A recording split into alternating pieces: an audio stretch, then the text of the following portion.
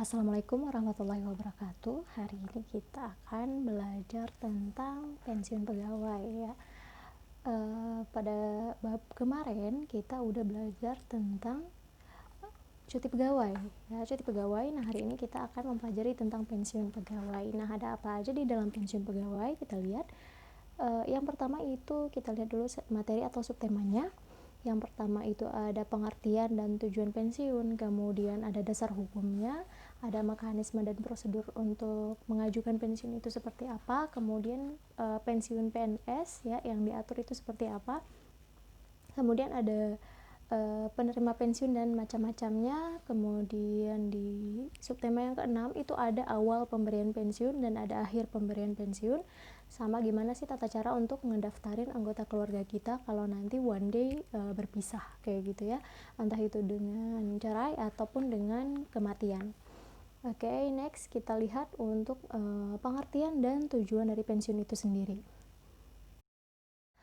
Oke, untuk pengertian dan tujuan pensiun, kita lihat di sini untuk pengertiannya itu ada tiga hal atau tiga kategori ya. Untuk pengertiannya, yang pertama, pengertian dari pensiun itu adalah tidak bekerja. Nah, jadi pensiun ini adalah kondisi di mana seseorang itu udah nggak bekerja lagi dalam berbagai hal.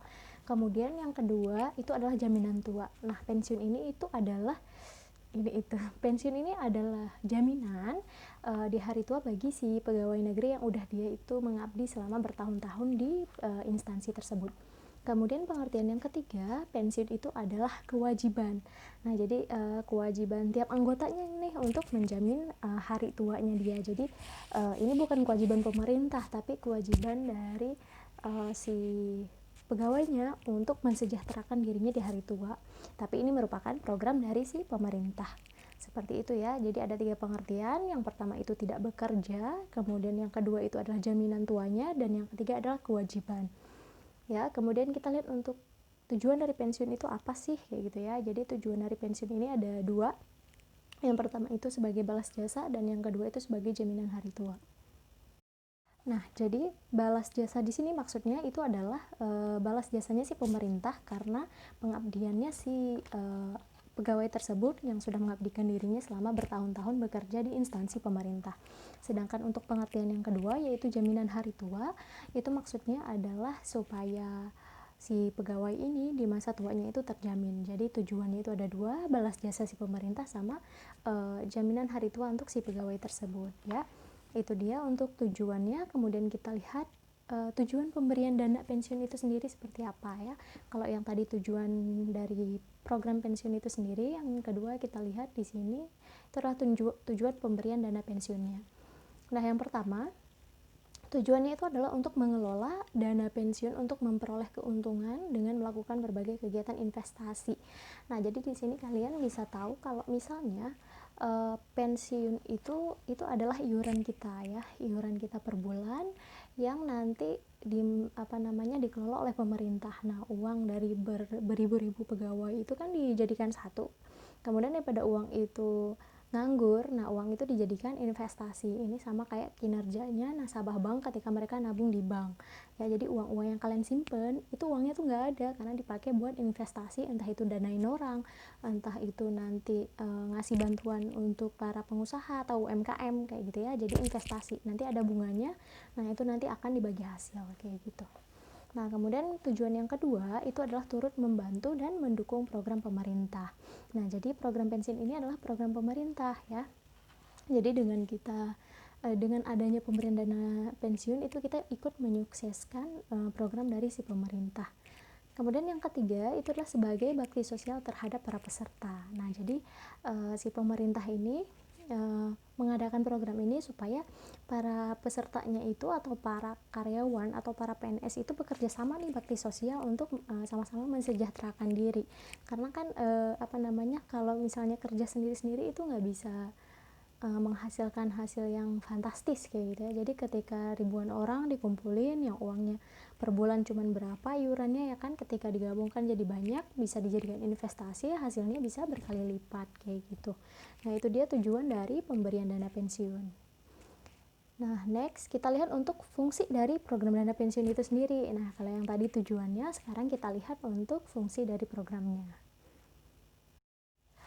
Nah, fungsi dari program pensiun ini sendiri itu ada 3 ya. Yang pertama itu sebagai asuransi, yang kedua itu sebagai tabungan, dan yang ketiga itu sebagai pensiunnya sendiri ya. Jadi asuransi di sini maksudnya adalah ketika misalnya si peserta ini cacat atau misalnya dia itu meninggal ya, tapi dia belum mencapai masa pensiun nih, itu nanti bisa dijadikan uang pertanggungjawaban bersama gitu yang nanti dikasih ke si peserta tersebut, dan itu ditanggung bareng-bareng sama para peserta yang udah melakukan iuran kayak gitu. Kemudian yang kedua ini fungsinya sebagai tabungan.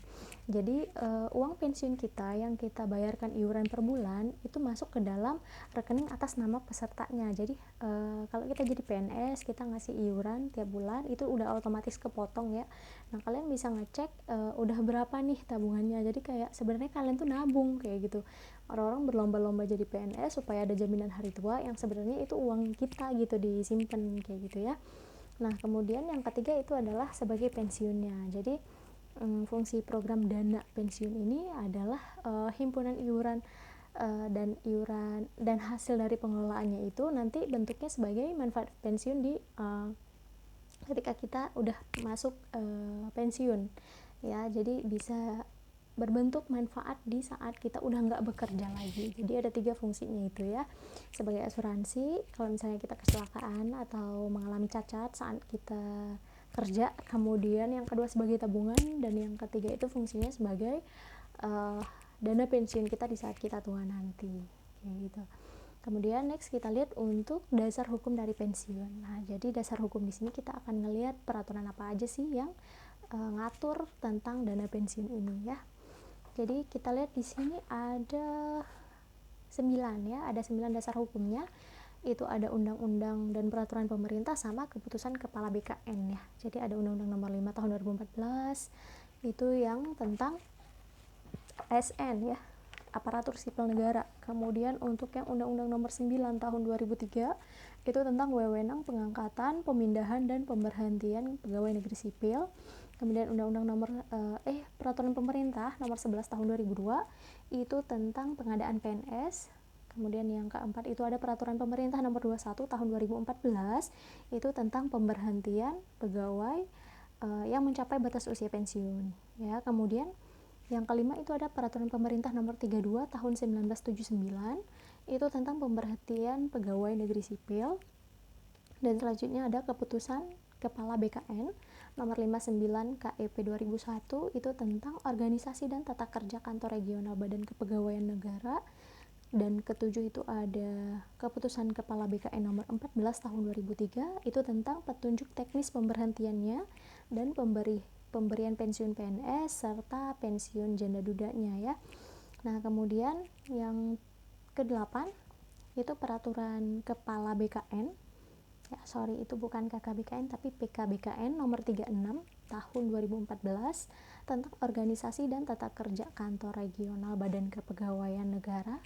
Dan yang terakhir itu baru Peraturan Kepala BKN Nomor 14 Tahun 2006 tentang pembentukan kantor regional 10, 11, dan 12 BKN ya. Jadi yang mengatur atau dasar hukum untuk pengaturan pensiun itu semua ada di dalam undang-undang ini kayak gitu ya. Kita nggak harus hafal tapi kita wajib tahu aja oh ternyata ada peraturannya. Jadi kita melakukan sesuatu itu ataupun di dalam pemerintahan itu kan harus ada pengaturan ya supaya nggak melenceng kayak gitu.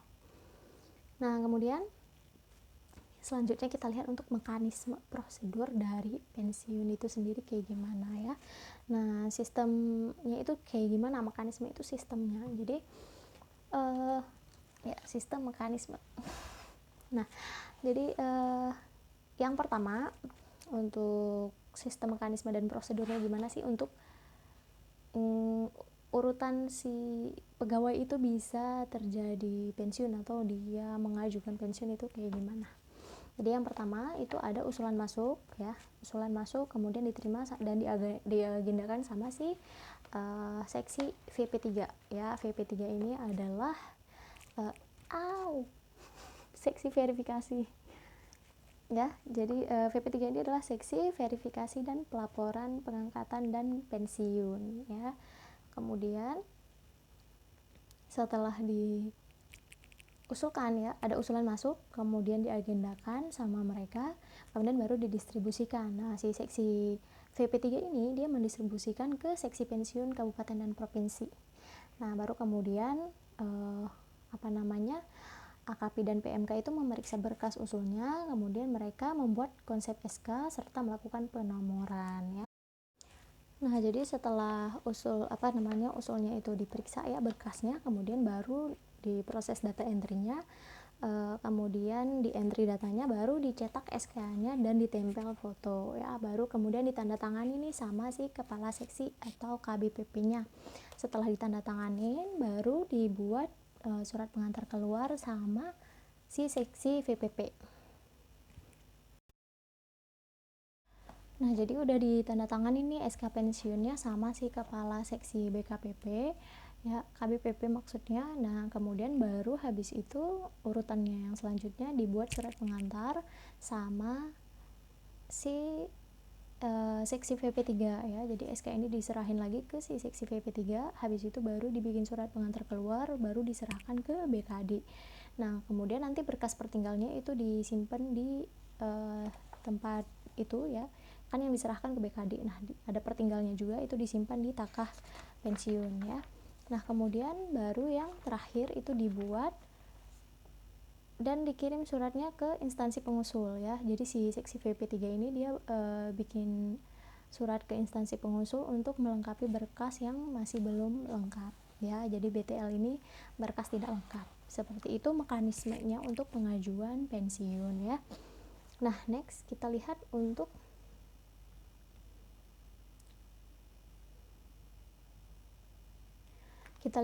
persyaratan pensiun BUP-nya. Nah, jadi untuk BUP ya, batas usia pensiun, itu persyaratannya yang pertama kita ngasih surat pengantar dari BKD, kemudian kita fotokopi legalisir ya, FSISah itu legalisir, SKCPNS, kemudian SKPNS, SKKP terakhir, kemudian surat keterangan gak pernah dijatuhin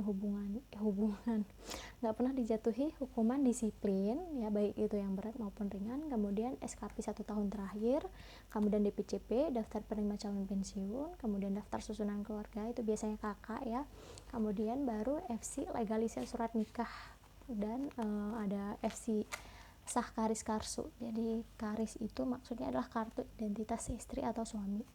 Nah, kemudian baru FC sah akte anak ya, bagi yang udah punya anak, baru kemudian foto terbaru 4x6 sebanyak 7 lembar. Yaitu untuk persyaratan pensiun BUP-nya. Nah, kemudian untuk persyaratan pensiun janda atau dudanya itu sama aja kayak BUP, bedanya itu ditambah surat kematian kalau misalnya salah satunya itu meninggal ya, yang biasanya kan yang ditanggung itu si istri ya, tapi kalau misalnya meninggal si istrinya ya, si suaminya juga dapat jatah dana pensiun jandanya ya. Nah, kalau misalnya yang cerai gimana ya, berarti pakai akta cerai. Nah, itu juga tetap si istrinya dapat hak, tapi si suami kan enggak, suami yang harus nanggung istri kayak gitu. Nah, kemudian untuk selanjutnya kita lihat pensiun pegawai negeri sipil ya. Jadi untuk pensiun pegawai negeri sipil itu ada dasar umumnya ya. Kita lihat dulu dasar umumnya itu ada di Undang-Undang Nomor 11 Tahun 1969 sama Undang-Undang Nomor 8 Tahun 1974 ya. Jadi kalau yang Undang-Undang 11 ini dia mengatakan kalau pensiun itu adalah jaminan hari tua dan sebagai balas jasa nih terhadap PNS yang udah bertahun-tahun mengabdikan diri di instansi pemerintah ya. Sedangkan untuk yang di Undang-Undang Nomor 8 dia mengatakan kalau setiap PNS yang diberhentikan dengan hormat sebagai PNS dan udah memenuhi syarat-syarat nih yang ditentukan, dia itu berhak atas pensiun ya. Nah, jadi kesimpulannya apa? Kesimpulannya pada dasarnya kalau pensiun itu adalah menjadi kewajiban dari setiap pesertanya nih ya, kayak yang tadi dijelaskan di awal, pesertanya untuk menjamin hari tuanya, dan itu untuk itu setiap PNS itu wajib menjadikan peserta dari setiap badan asuransi. Jadi setiap peserta itu wajib nih mendaftarkan dirinya di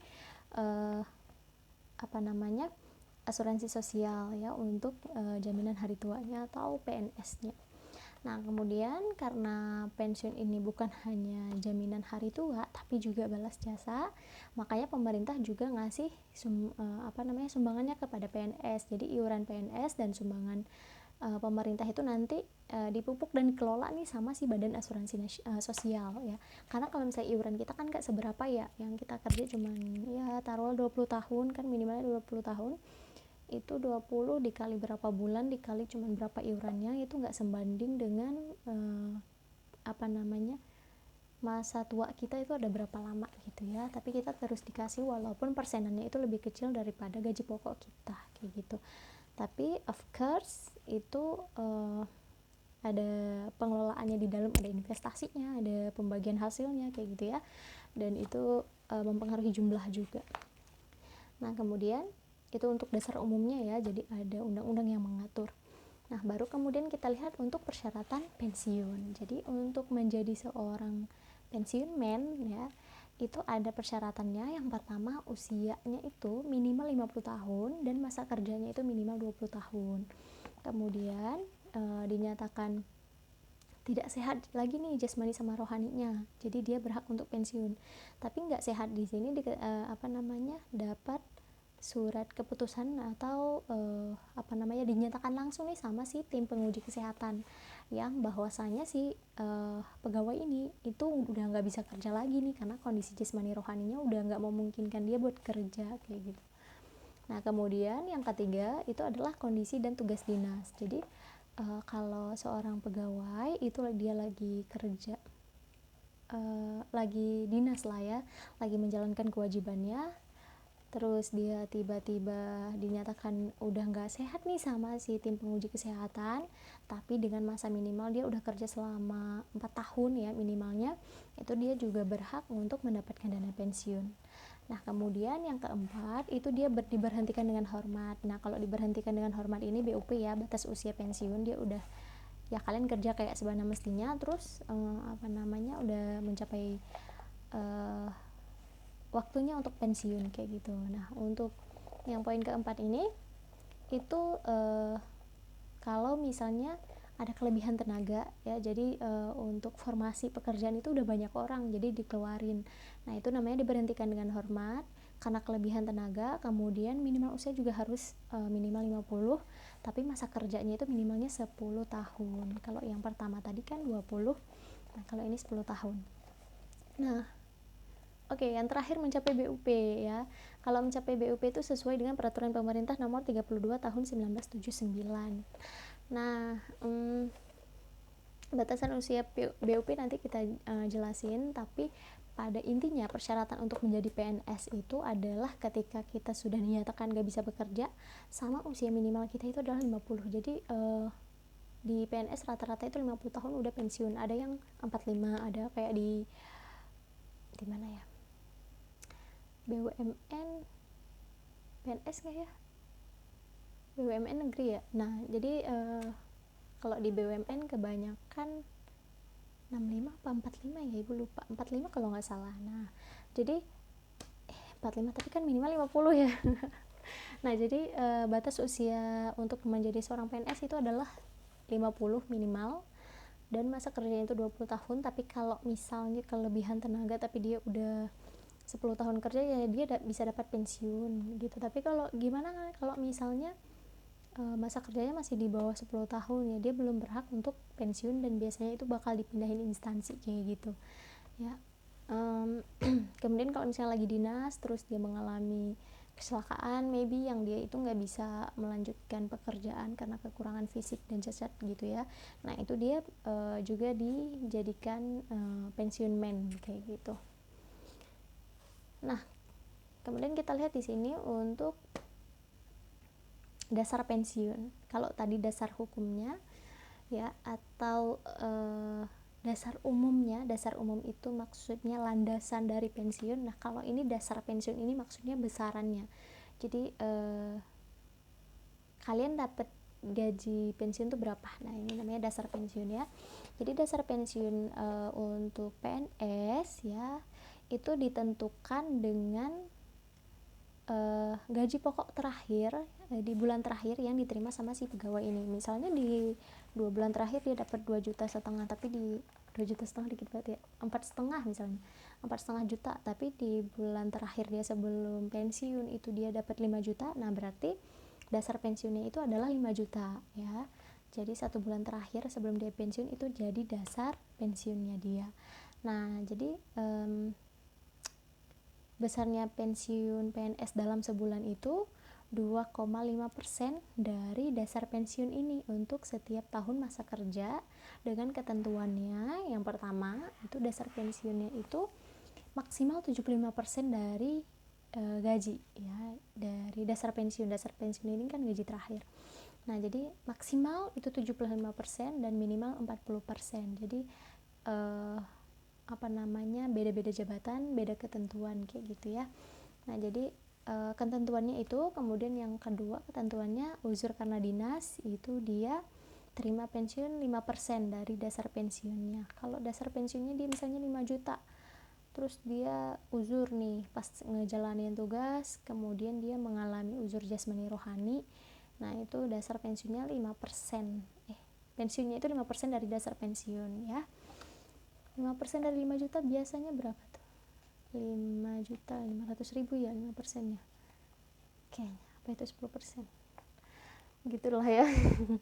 Nah, kemudian tidak boleh rendah dari gaji pokok. Jadi pensiun pegawai itu sebulannya itu nggak boleh rendah dari gaji pokok terendah. Jadi kalau misalnya sekarang UMR 4 juta, nah itu nggak boleh kurang dari 4 juta gitu.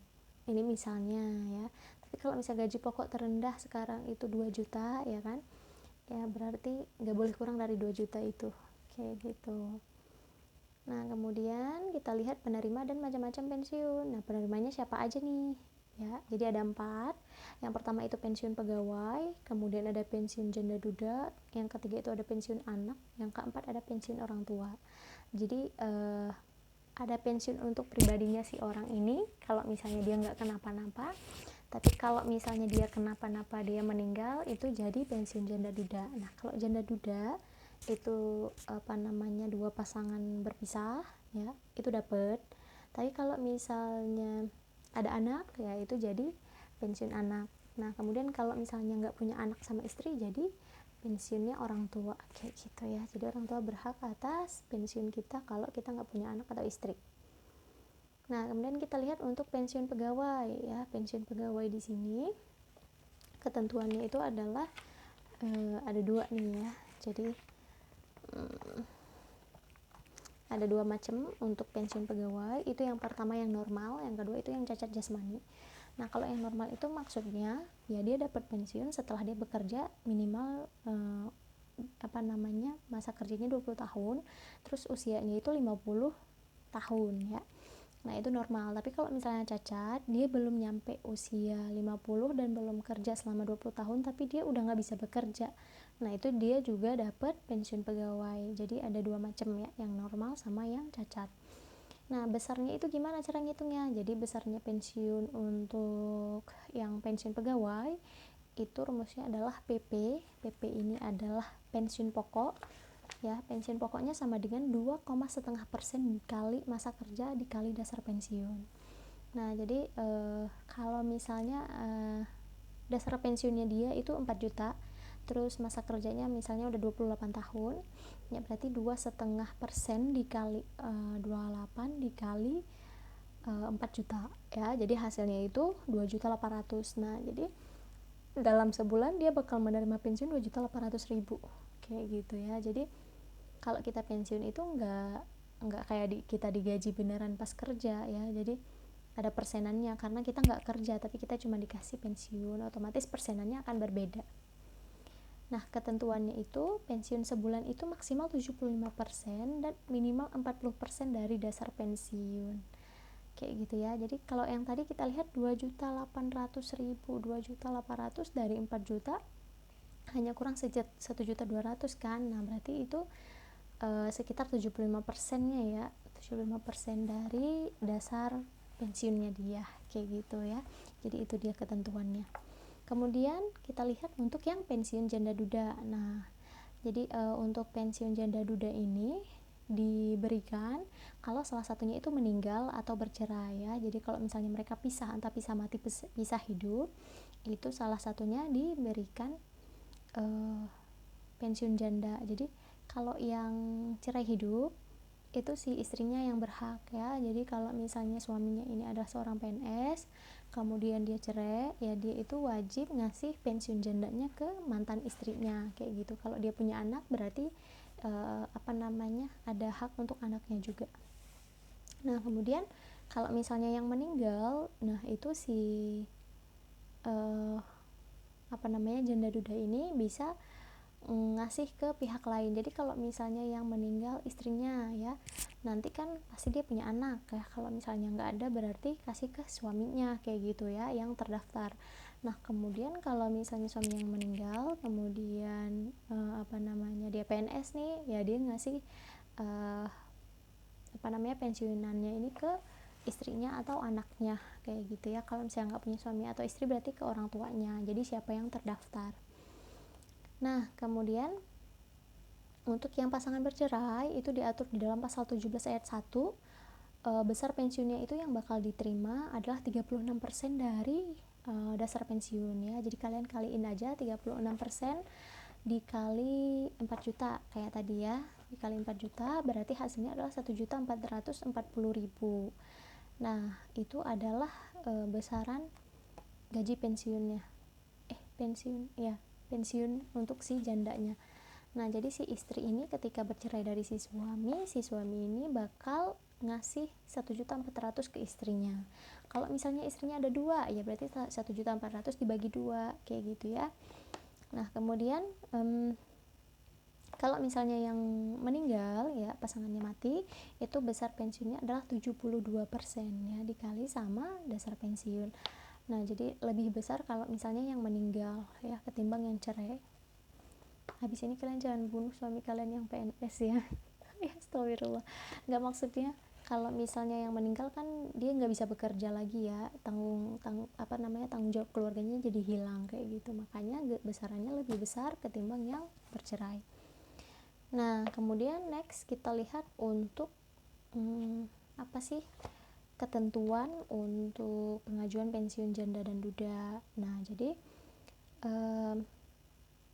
by the way sebelum kita lanjut, untuk yang pensiun janda atau duda kalau istrinya lebih dari satu ya, itu ketika didaftarkan itu harus sepengetahuan ke semua istrinya ya. Jadi semua istrinya itu harus tahu siapa aja yang didaftarin kayak gitu, jangan sampai rusuh nanti pas pembagian dana pensiun.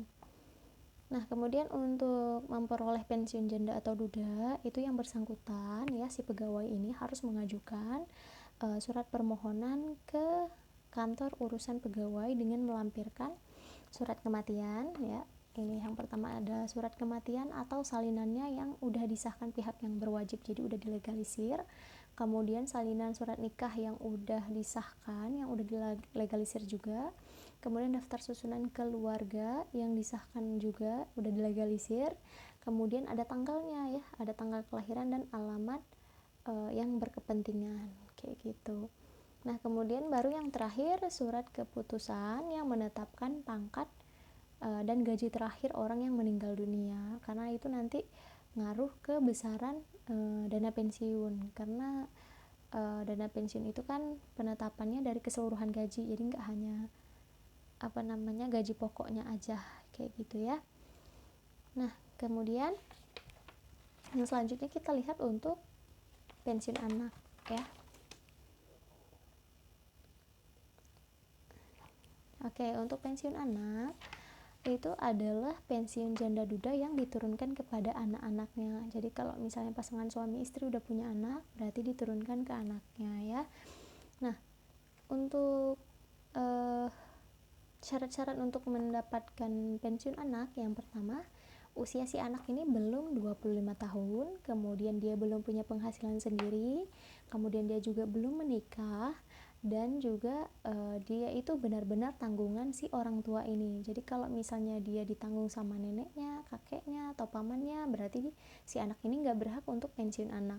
Kemudian kalau misalnya si dua-dua orang tua ini adalah PNS ya, yang diambil adalah gaji orang tua yang paling besar kayak gitu untuk diturunkan ke anaknya pensiunnya ya. Nah kemudian kapan berakhirnya? Berakhirnya ketika si anak ini udah nggak memenuhi syarat dan juga janda dudanya ini meninggal kayak gitu ya. Jadi berakhirnya ketika si orang tua meninggal dan si anak ini udah nggak memenuhi syarat. Tapi kalau misalnya orang tuanya meninggal, anaknya masih memenuhi syarat, ya berarti masih berlaku dana pensiunnya kayak gitu. Kemudian kita lihat untuk pensiun orang tua nih. Nah pensiun orang tua itu adalah pensiun yang diberikan kalau si pegawai ini meninggal tapi dia nggak punya istri, nggak punya anak ya. Jadi besarannya itu adalah 20% dari pensiun janda duda. Jadi bukan dari dasar pensiun tapi dari pensiun janda duda. Kalau pensiun janda duda tadi kan kalau yang meninggal 72%. Nah 72% dari dasar pensiun, nah 20%-nya itu dikasih ke orang tuanya sebagai dana pensiun. Kecil banget ya. Nah jadi kalau orang tuanya itu ada dua terus dia cerai, ya pensiunnya itu dibagi dua kayak gitu ya. Kalau dapat dana pensiunnya 2 juta ya 1 juta ya dapatnya kayak gitu. Nah itu dia untuk pensiun orang tua. Nah kemudian kita lihat untuk awal pemberian pensiun. Nah jadi awal pemberian pensiun ini ya kita lihat untuk hak pensiun itu ada 2 jenis ya. Ada yang diberhentikan secara hormat atau dia memang udah mencapai batas usia pensiun. Dan yang kedua kita lihat kapan dia berakhirnya hak pensiun ya. Jadi seseorang itu berhak mendapatkan pensiun jika dia diberhentikan dengan hormat dan dia memenuhi persyaratan kayak gitu ya. Persyaratan yang tadi yang 5 hal tadi ya, masih ingat? Oke, kemudian yang kedua berakhirnya hak pensiun itu kalau misalnya si pegawai ini dia meninggal ya, penghabisan bulan penerima pensiun pegawai yang bersangkutan meninggal dunia kayak gitu ya. Nah jadi kalau udah meninggal ya nggak dapat dana pensiun. Oke.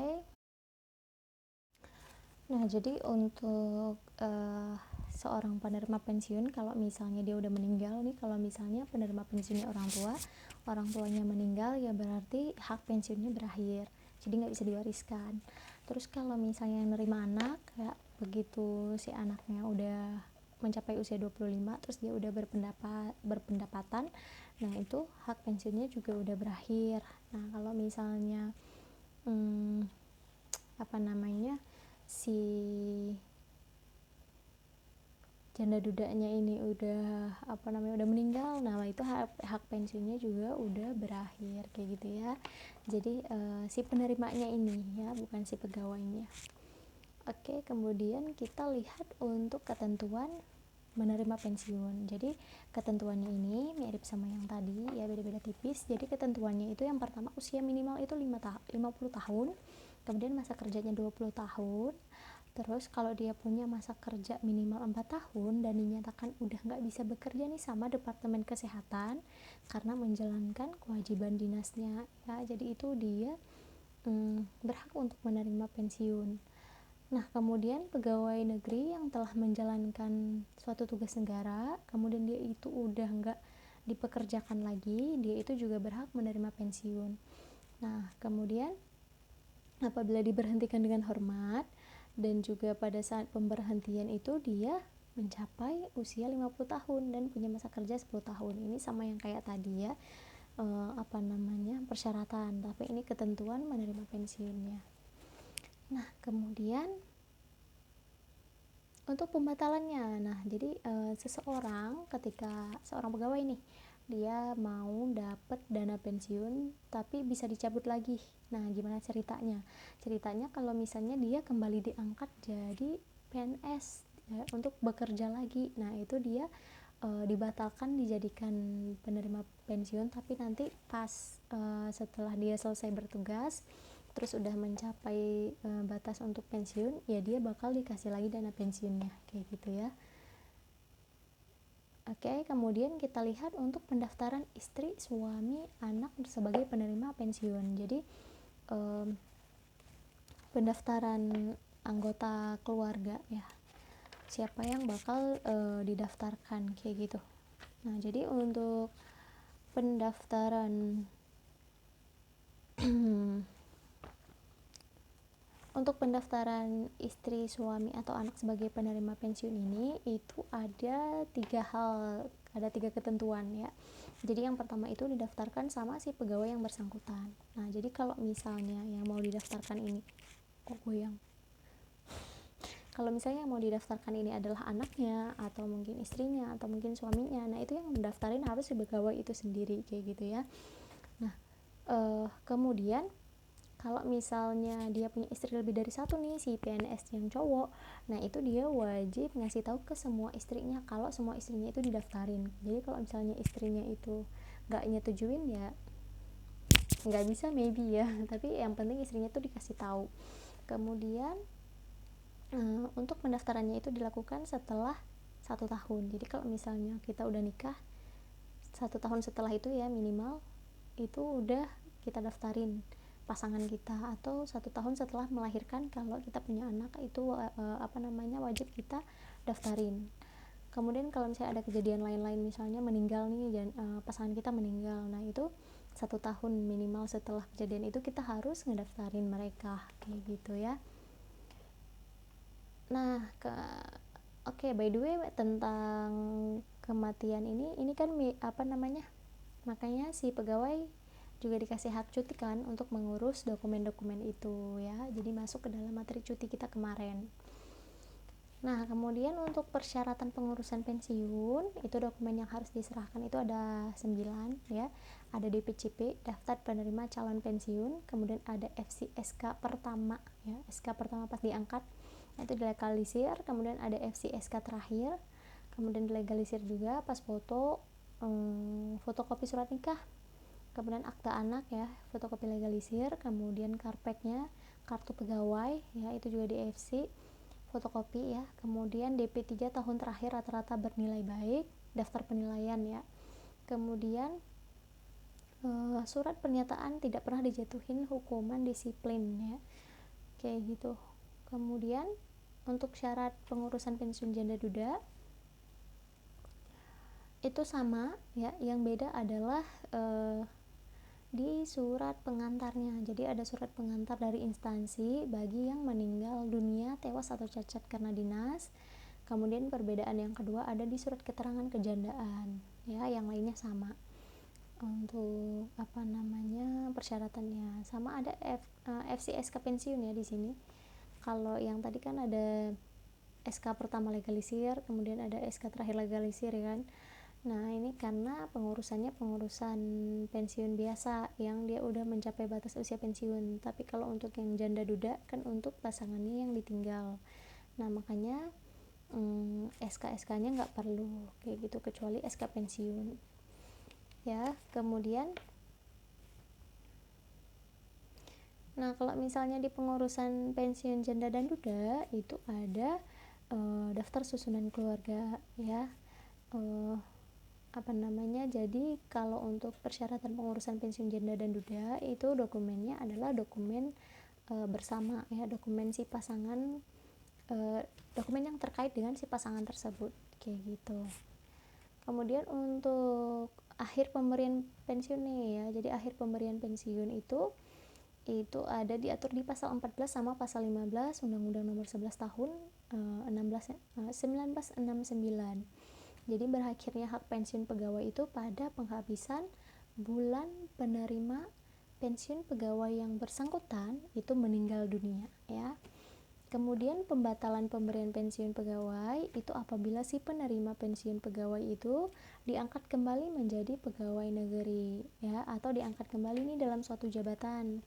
Tapi nanti dia juga berhak untuk memperoleh dana pensiun ketika dia sudah berhenti kayak gitu ya. Nah, kemudian ini dia untuk pendaftaran suami, istri, atau anak. Jadi kayak materinya diulang-ulang banget nih sama si buku buku ini ya, kayak gitu. Nah, jadi ketentuan pengajuannya itu Yang pertama, pendaftarannya itu harus dilakukan pegawai yang bersangkutan. Kemudian kalau istrinya banyak, yaitu harus mendapat persetujuan dari semuanya, atau minimal mereka itu tahu ya atas sepengetahuan mereka. Dan waktu pendaftarannya itu adalah 1 tahun setelah kejadian. Kalau dia nikah ya 1 tahun setelah nikah, kalau dia melahirkan 1 tahun setelah melahirkan, kalau mati ya minimal 1 tahun setelah dia mati, kayak gitu ya. Jadi nggak boleh lebih dari 1 tahun. Nah, kemudian persyaratan pengurusan pensiun, ya ini sama kayak tadi, diulang lagi. Kemudian persyaratan pengurusan pensiun janda dan duda juga sama kayak tadi ya. Nah, kemudian kita lihat untuk rangkumannya. Jadi, pensiun itu adalah kondisi di mana seseorang itu sudah tidak bekerja lagi dan juga bagian dari balas jasa pemerintah atas pengabdian si pegawai tersebut untuk instansi pemerintahan ya. Kemudian untuk tujuan pensiun itu sendiri adalah untuk memberikan balas jasa dan juga sebagai jaminan pada hari tua. Nah, kemudian tujuan pemberian dana pensiun itu sendiri itu untuk mengelola atau kegiatan investasi, kemudian untuk mendukung program pemerintah dan sebagai bakti sosial.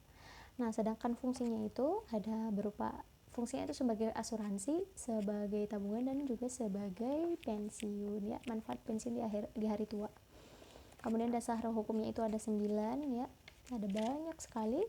Kemudian untuk mekanismenya sendiri ada 7 mekanisme. Yang pertama usul masuk, kemudian diagendakan, kemudian didistribusikan, kemudian berkasnya diperiksa ya. Berkas usulnya diperiksa, kemudian baru diproses SKPK-nya, sistem aplikasi pelayanan kepegawaiannya, baru kemudian ditandatangan ya. Jadi SK pensiunnya ditandatangan, ditempel foto, baru habis itu dibikin surat pengantar keluar, baru nanti dikirim suratnya ke si instansi pengusul ini kalau ada pemberitahuan berkas yang tidak lengkap ya. Kemudian persyaratannya itu antara BUP sama yang pensiun janda itu cuman beda di surat kematian atau surat keterangan janda sama surat keterangan dari instansi kalau misalnya cacat sambil dinas ya, cacat karena dinas kayak gitu ya. Yang selebihnya adalah kartu-kartu identitas mereka berdua kalau misalnya yang janda. Tapi kalau misalnya yang pegawai itu sendiri ya berkas-berkas yang tentang dianya aja ya, tentang dia, tentang keluarganya, tentang ke PNS-annya. Nah, kemudian untuk syarat-syarat pensiun itu sendiri yaitu yang tadi Ibu sebutkan, usianya minimal 50, masa kerjanya minimal 20, kemudian dia udah nggak sehat jasmani rohani dinyatakan sama tim penguji kesehatan. Kemudian kalau yang dia cacat pas dinas ya, itu minimal masa kerjanya 4 tahun dan dinyatakan sama tim penguji kesehatan kalau dia udah nggak bisa bekerja. Kemudian diberhentikan dengan hormat karena kelebihan tenaga, itu minimal 50 tahun usianya dan masa kerjanya minimal 10 tahun. Dan juga syarat yang terakhir adalah mencapai BUP, mencapai batas usia pensiun ya. Nah, seperti itu. Kemudian untuk penerima pensiun itu ada 4. Pensiun pegawainya itu sendiri, si karyawannya itu sendiri, kemudian yang kedua itu adalah pensiun janda duda ya, pasangannya, kemudian yang ketiga itu pensiun anak, yang keempat itu pensiun orang tua, kayak gitu ya. Untuk macam-macamnya, untuk besarannya itu si pensiun pegawai itu sendiri dia dapat 2,5% dikali sama masa kerja dikali sama dasar pensiunnya. Tapi kalau misalnya yang janda duda itu dapat 36% kalau mereka cerai, 72% kalau mereka pisah karena meninggal ya. Nah, kemudian untuk pensiun anak itu pas pengajuan atau bukan pengajuan, di saat pengajuan pensiunnya itu si anak ini belum usia 25, kemudian belum menikah, belum berpendapatan dan menjadi tanggungan si keluarga itu. Nah, itu maka si anak bisa mendapatkan dana pensiun tersebut. Kemudian untuk yang orang tua, kalau misalnya si pegawai ini belum berkeluarga dan juga belum keluarga, belum punya istri dan belum punya anak, nah itu si orang tuanya berhak atas dana pensiun sebesar 20% ya. Nah, kemudian pemberhentiannya, si pemberhentian dari pensiunnya ya. Jadi si pegawai ini ketika atau si pegawai atau si penerima pensiun ya, entah itu anak, keluarga, suami, istri atau orang tuanya. Nah, ketika mereka meninggal, maka berakhir masa mereka menerima pensiun tersebut. Jadi nggak bisa diwariskan kayak gitu ya. Nah, kemudian kapan mereka dapat pensiun? Nah, ketika yang tadi mereka udah memenuhi persyaratan tadi yang 5 itu kayak gitu ya. Kemudian untuk persyaratannya tadi udah dijelaskan, ada banyak ya. Oke, jadi itu saja untuk materi kita pada hari ini untuk bab pensiun pegawai. Oke, kalau misalnya ada pertanyaan kalian langsung aja tulis di bawah dan jangan lupa komen nama kalian ya, supaya ibu bisa tahu nih siapa yang udah nonton sama yang belum, karena walaupun kalian lihat itu remeh tapi ibu bakal ngecek kok siapa anak yang rajin sama enggak. Jadi nanti nilai tambahan hanya diberikan kepada anak-anak yang rajin kayak gitu ya, rajin dan menyimak kayak gitu, menyimak belajar kayak gitu. Oke, thank you for your attention. Terima kasih udah menonton, udah meluangkan waktu, tenaga, dan kuotanya untuk menonton ini. Maaf kalau misalnya banyak kekurangan, semoga ada yang bisa diambil pelajarannya. Sekian dari Ibu. Wassalamualaikum warahmatullahi wabarakatuh. Annyeong.